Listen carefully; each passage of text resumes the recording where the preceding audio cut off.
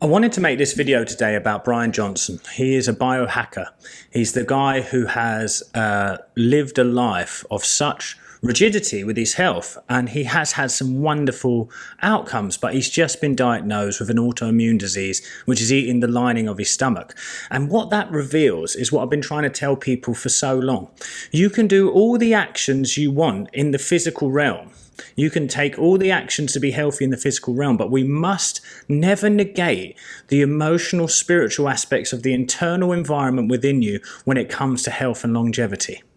Because you can have longevity easier if you live a life of peace, contentment, connection to the divine, than you can by any means otherwise. It doesn't matter whether you're a vegan diet, whether you eat this certain thing. Those things are helpful if you need them, but they're not the be-all and end-all. We must understand that there is an emotional part to Bryan Johnson's issue where he has become potentially fearful of living for so long and longevity that fear has caused his body to go into unbalanced mode, and now the body is attacking itself. Now that comes around fear, guilt, worry, being concerned that his body is not strong enough to do it without all of these things.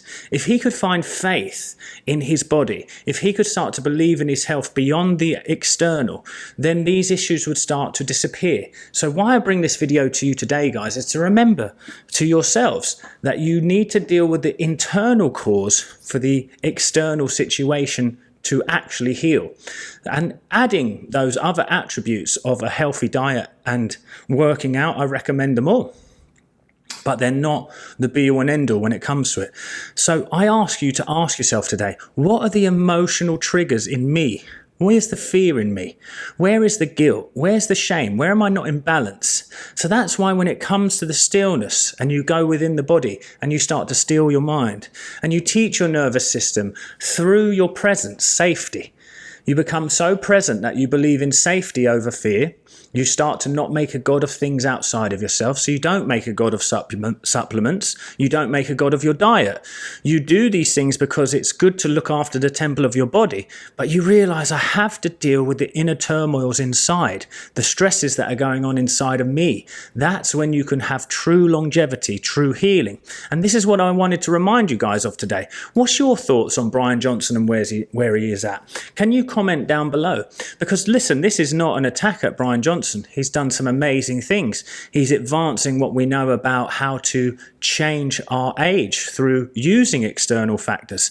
But there's an interesting one as well. Do you know regular meditation actually extends the telomeres in the body? The telomeres actually give you an example of how long you're likely to live. So when you go to the stillness, when you calm your mind, when you get out of this reality that is weighing on you, when you let go of the weight of life in general, that's when you start to have a true, deeper genetic effect on the body. Better than any supplement, better than any food, better than any protocol.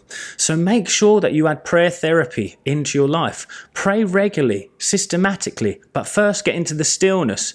Go to the point where you're at absolute peace. Find that peace inside of yourself and you will find healing. Healing comes when you believe that you are whole, when you've forgiven everyone who's ever harmed you, when you forgive yourself. This is where true healing comes from. Now, I want to tell you this with love and appreciation so you can start to add it into your life. Now, that doesn't mean you take away the good things that you do, the eating well, the going to the gym, but you need to work on the emotional, energetic imbalances in the system at the forefront of everything. And I've been preaching this for years, and I'm not trying to jump on Bryan Johnson to have a go.